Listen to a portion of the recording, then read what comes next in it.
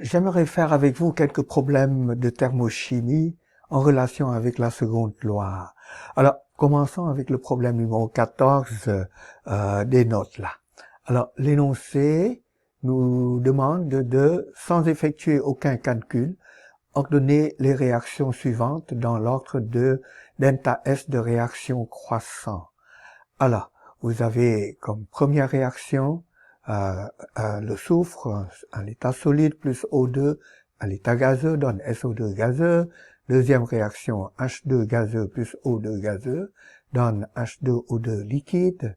Troisième réaction, CO gazeux plus 3H2 gazeux donne CH4 gazeux plus H2O liquide.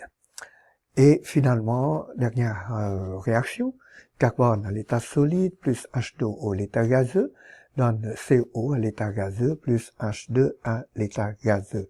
Alors, on vous demande d'effectuer aucun calcul, voilà, et donc pourtant ordonner ces réactions-là sans faire de calcul, donc au fond. Alors, laissez-moi trouver mon crayon d'abord. Voilà, le voici. Le principe est tout simplement regarder comment, d'après l'équation stéchiométrique, le degré de désordre va varier durant la réaction. N'est-ce pas?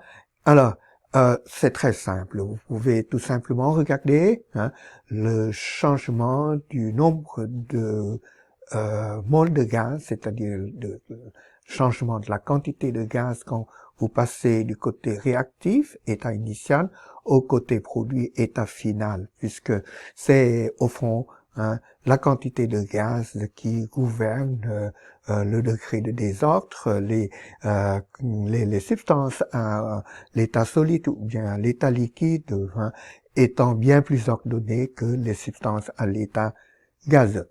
Voilà. Donc, il suffit de calculer, et faisons-le dans un premier temps, la variation du nombre de moles de gaz dans chacune de ces réactions. Par exemple, à la première réaction, vous avez du côté réactif une mole de gaz, l'autre réactif étant insolite, le soufre, là, n'est-ce pas? Alors, du côté produit, vous avez aussi une mole d'une substance gazeuse, du SO2. Alors, donc, du côté réactif comme du côté produit, vous avez la même quantité de gaz. Donc, delta N de gaz est égal à 0, 0, pour la première réaction. Pour la deuxième réaction, du côté réactif, vous avez 2 moles de gaz. Du côté produit, vous avez 0 mole de gaz, n'est-ce pas? Donc, delta N est égal à moins 1 pour cette réaction-là. Pour la troisième réaction, du côté réactif, vous avez 1 mole de CO gazeux et 3 moles de H2, 3 moles de H2 gazeux. Donc, en tout, ça fait 4 moles de gaz du côté réactif et du côté produit, vous n'avez qu'une mole de CH4 gazeux. Donc, 1 mole de gaz. Donc, ce qui fait 1 moins 4, ça fait donc moins 3. Moins 3 comme variation du nombre de moles de gaz dans la réaction. Et finalement, pour la dernière réaction, du côté réactif, vous n'avez qu'une seule mole de gaz, c'est du H2O gazeux, que voici, n'est-ce pas? Et du côté produit, vous avez 2 moles de gaz, 1 mole de CO et 1 mole de H2. Donc, ça fait 2 moins 1, ça fait donc plus 1 comme variation du nombre de moles de gaz. Donc, c'est la réaction dans laquelle vous avez delta N le plus grand qui aurait un delta S le plus grand, c'est-à-dire que vous aurez le plus de création de désordre durant la réaction, n'est-ce pas? Ce qui fait que c'est la réaction, donc laissez-moi changer de couleur pour l'indiquer, c'est la réaction. Peut-être que je vais le faire ici. Allons chercher une couleur qui est assez contrastée avec... voilà, je vais prendre ça avec le rouge là. Donc, c'est la réaction D qu'on classerait en premier. 1, c'est lui. C'est celle-là qui aurait le plus grand delta S parce que ça occasionne une plus forte augmentation du degré de désordre durant la réaction. Ensuite, parmi les autres réactions, c'est la première réaction qui a un delta N le plus grand, 0 étant plus grand que moins 1 ou moins 3. Donc c'est la deuxième réaction dans ordre delta S croissant serait la réaction A là. Ensuite vient la réaction B, donc lui est en troisième position, et finalement la réaction C, c'est en quatrième position. Voilà. Alors, vous pouvez, je ne sais pas si je l'ai ici, laissez-moi vérifier. Probablement que je ne l'avais pas, je l'avais plus. Laissez-moi.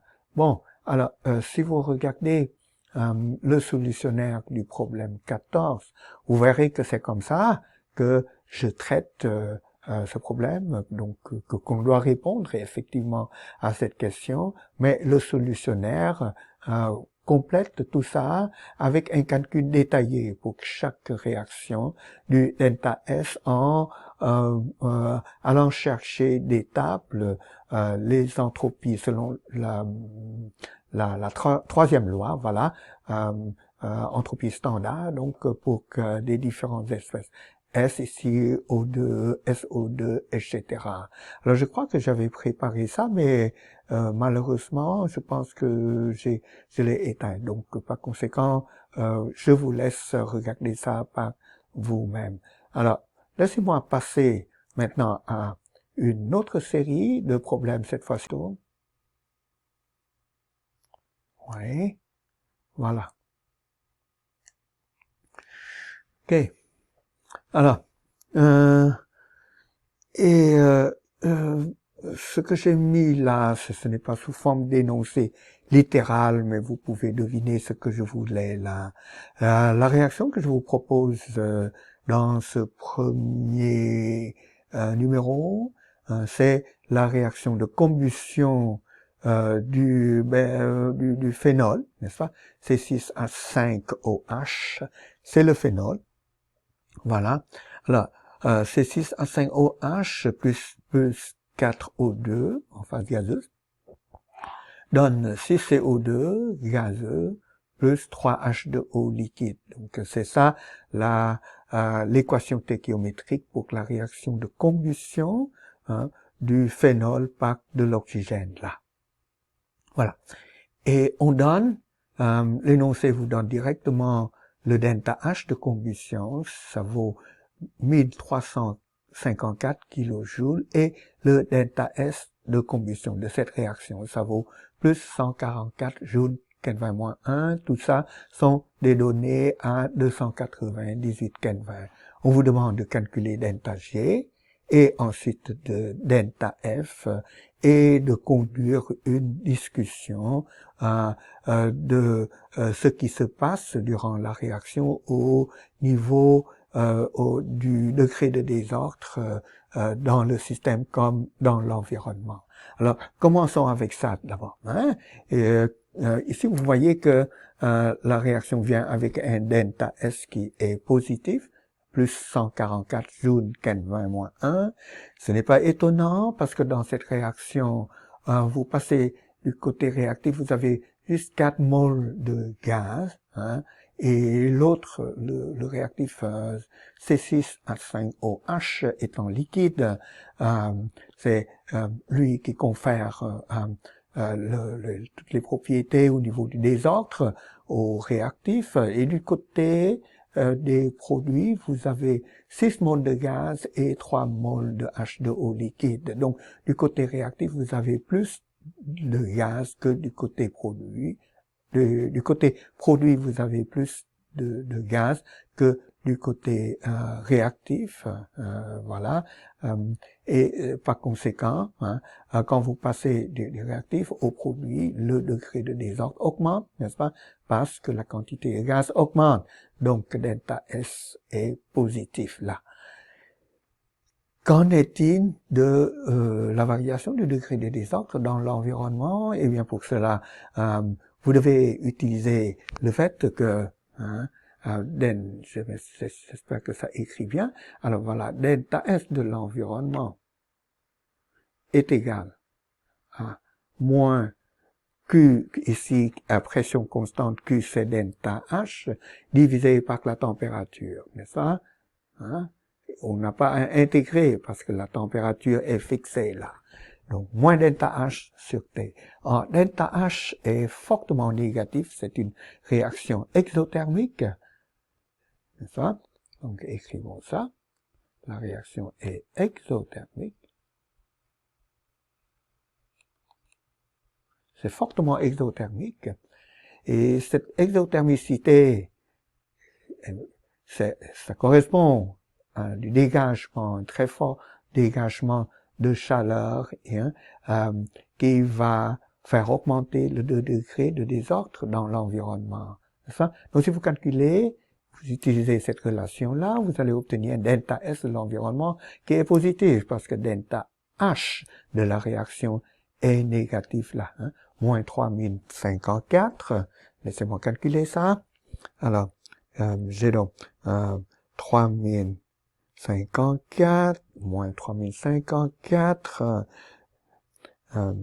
divisé par 298, Ken 20, c'est ça la température, et j'obtiens 1024, j'obtiens comme delta S plus, ça porte un signe plus là, plus 1024. 1025 en fait. Kilojoules. Ce n'est même pas du joule. C'est kilojoules, Ken 20 moins 1. Donc c'est.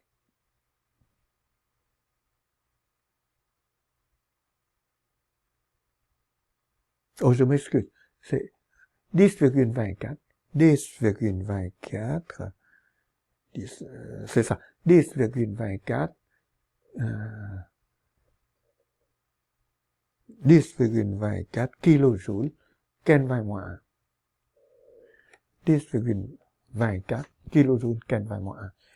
Le plus important, en tout cas, c'est que c'est positif. Donc, il y a augmentation du degré de désordre durant cette réaction, n'est-ce pas? Et qui donne un delta S de l'environnement assez fort, là. Plus 10,24 kilojoules, Ken 20 moins 1. C'est du kilojoule. C'est-à-dire que c'est 1,024 10 à la 4 joules Ken 20 moins 1. Tandis que delta S du système, delta S réactionnel, là, de la réaction, vaut plus 144 joules Ken 20 moins 1. C'est bien plus petit en grandeur que le delta S de l'environnement. Donc vous pouvez tout de suite prédire que c'est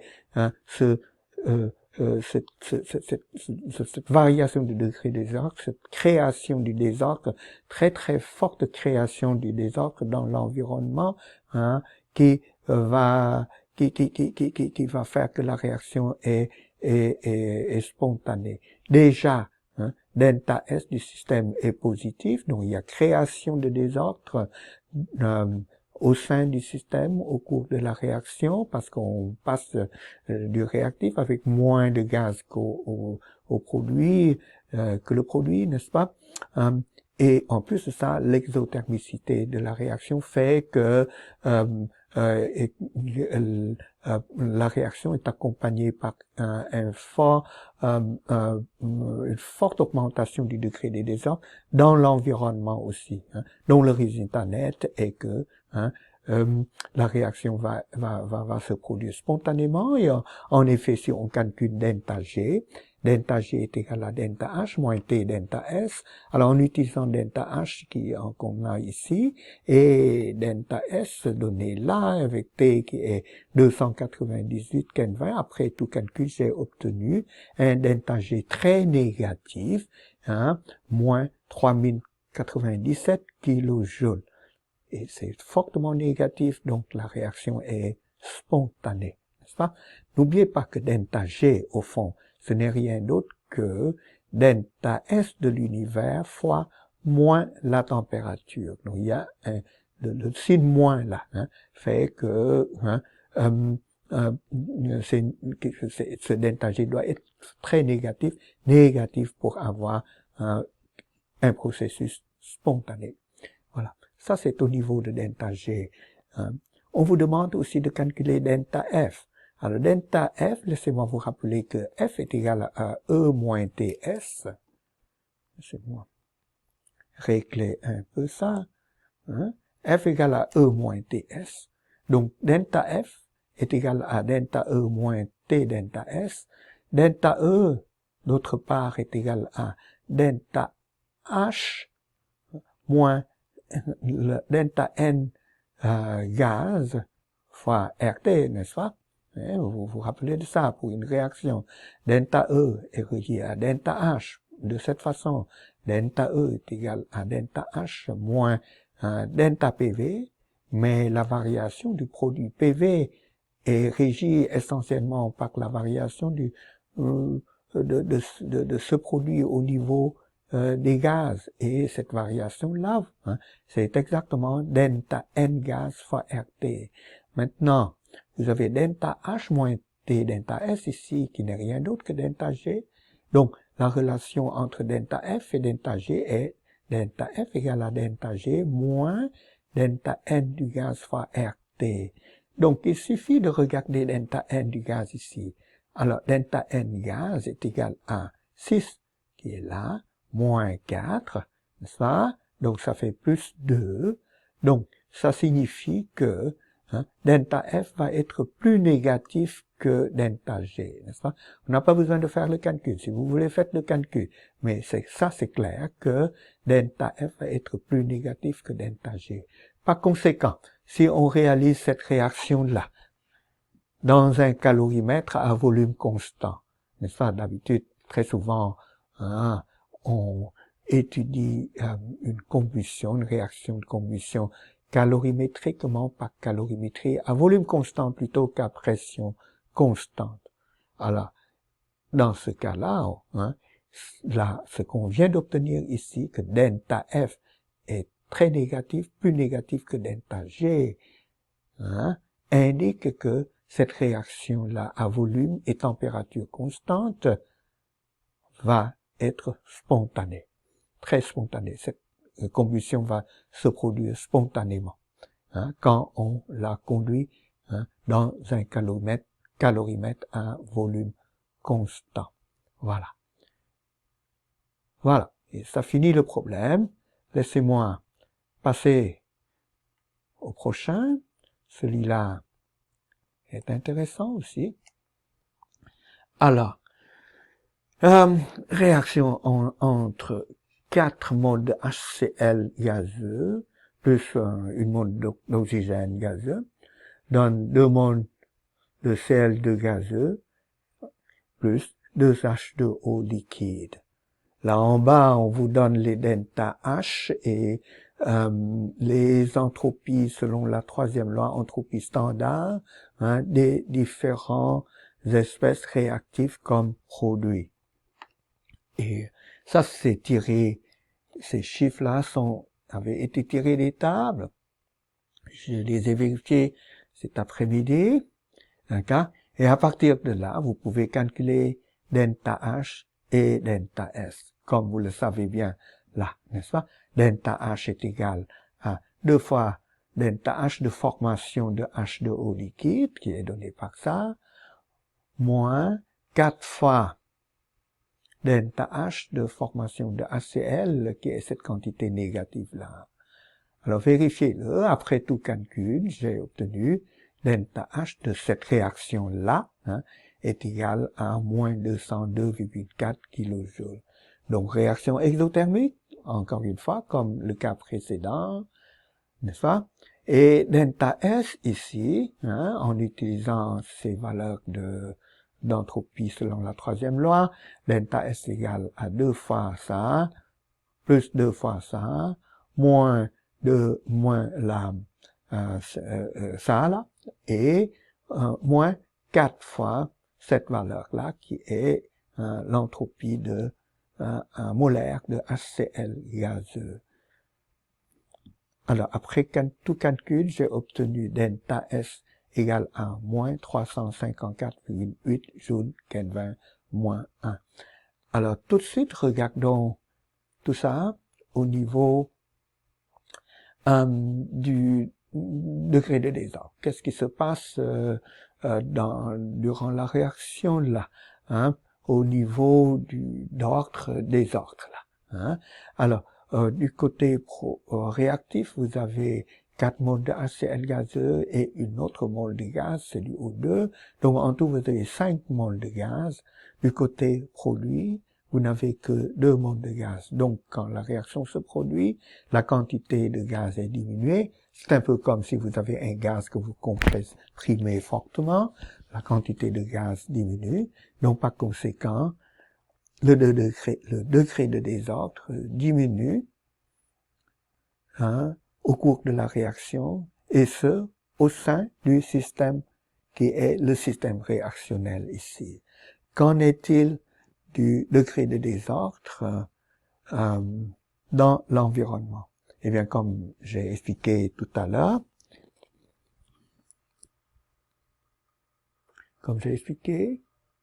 tantôt déjà, ça, écrivons ça, et rappelons ça. Donc, delta S de l'environnement est égal à moins delta H de réaction divisé par la température où se produit cette réaction, température fixée. D'accord? Alors, delta H est négatif. C'est une réaction, encore une fois, exothermique.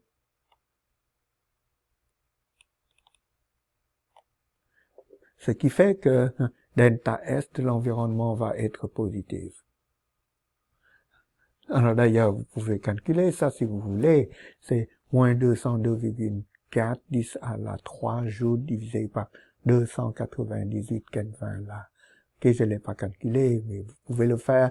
Hein. Mais en tout cas, vous savez que à cause du fait que ce delta H est négatif, delta S de l'environnement donné par cette formule est positif. Donc ça veut dire que la réaction est accompagnée d'une augmentation du degré de désordre dans le milieu extérieur, et ce parce que la réaction est exothermique, dégage de la chaleur. Cette chaleur détériore les choses au niveau de l'environnement, et cette détérioration correspond à une augmentation du degré de désordre dans l'environnement, dans le milieu extérieur.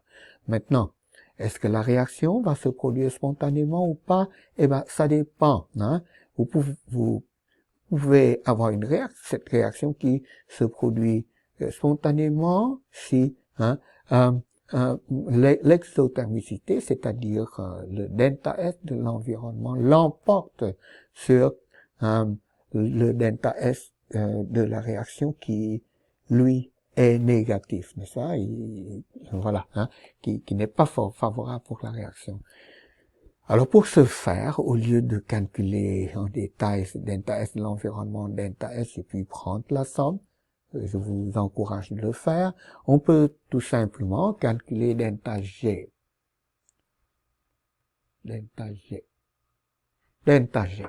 Alors, en utilisant delta G est égal à delta H moins T delta S. Delta H est égal à ça en kilojoules. Delta S est égal à ceci. Delta S est négatif. Et en joules Kelvin moins 1. D'accord? Donc, si vous faites le calcul, il faut multiplier ça par 10 moins 3 avant de combiner les deux termes là. Et après tout calcul, j'ai obtenu le résultat que voici, que delta G est égal à moins 96,7 kJ. C'est négatif?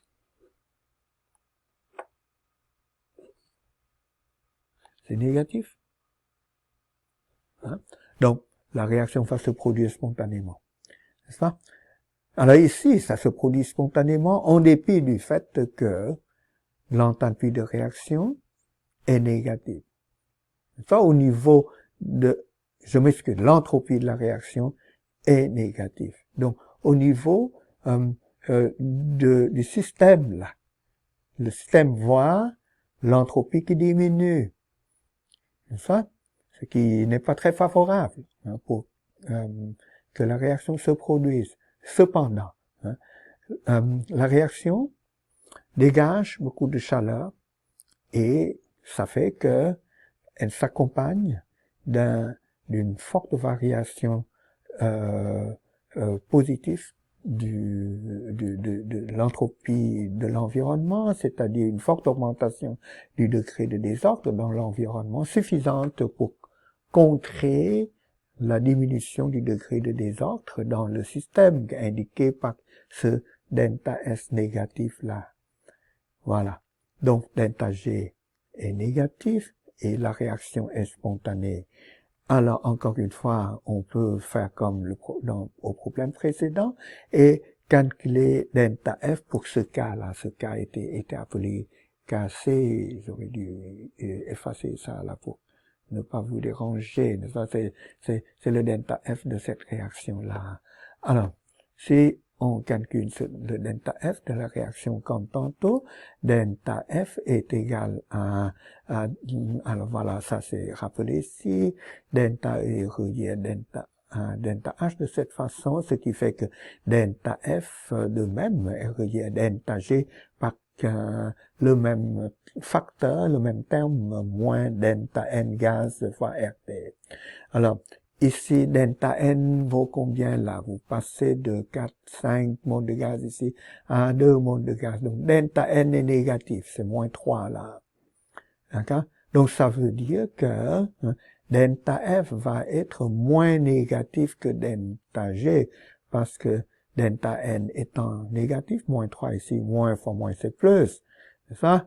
Donc, delta G qui était ça, négatif, vous ajoutez cette quantité là, moins 3 fois RT, ça fait, avec le signe plus, ça fait 3 RT, RT vaut à peu près 2,5 kJ, d'accord, par mol, vous multipliez par 3 moles, ça fait 7,5 à peu près que vous devez ajouter avec le signe plus à cette quantité. Vous obtenez à ce moment-là le résultat final que delta F est égal à moins 89,2 kJ.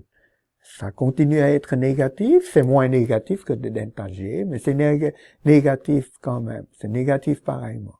D'accord? Et donc cette réaction, si on la conduit à volume constant, elle va aussi se produire spontanément. Voilà, ça fait 2 beaux problèmes. Un autre problème ici, c'est la réaction entre CO et CH3, CO en phase gazeuse, CH3OH, méthanol en phase liquide pour donner l'acide acétique, CH3COH liquide, delta H donné, delta H de formation pour les différentes espèces sont données à cette ligne-là. L'entropie selon la troisième loi à cette ligne-là. Avec ça, j'ai calculé un delta H de la réaction qui vaut 1730. Non, c'est moins. 173, je m'excuse, j'ai mal lu ça, je n'ai pas vu le point ici. Moins 173,3 kJ. Encore une fois, c'est négatif, donc ça correspond à un delta S de l'environnement positif. Après tout calcul, j'ai obtenu comme delta S de l'environnement plus 581,5. Il y a la virgule ici. Jaune 20-1. Le delta S du système ici est négatif. Ce qui peut se deviner tout de suite si vous regardez ce qui se produit au cours de la réaction au niveau du degré de désordre, n'est-ce pas? Du côté réactif, vous avez 1 mole de gaz et 1 mole de liquide. Du côté produit, vous n'avez que du liquide, seulement pas de gaz. Donc, par conséquent, quand la réaction se produit, le degré de désordre a diminué. Il y a plus de création d'ordre que de désordre dans cette réaction. Donc, de ce point de vue-là, ce n'est pas favorable, mais il faut tenir compte aussi de ce qui se produit là au niveau de l'environnement, d'accord, toujours au niveau du degré de désordre. Vous avez vu que la réaction est exothermique et donc ça crée un delta S de l'environnement assez grand, positif, plus 581,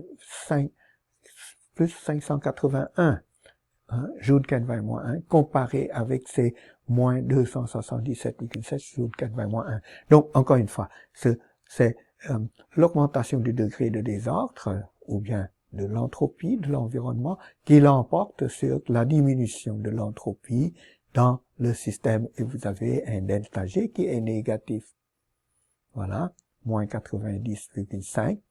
Et un delta F qui est aussi négatif. Ici, N gaz là est égal à moins 1. Delta N gaz est égal à moins 1.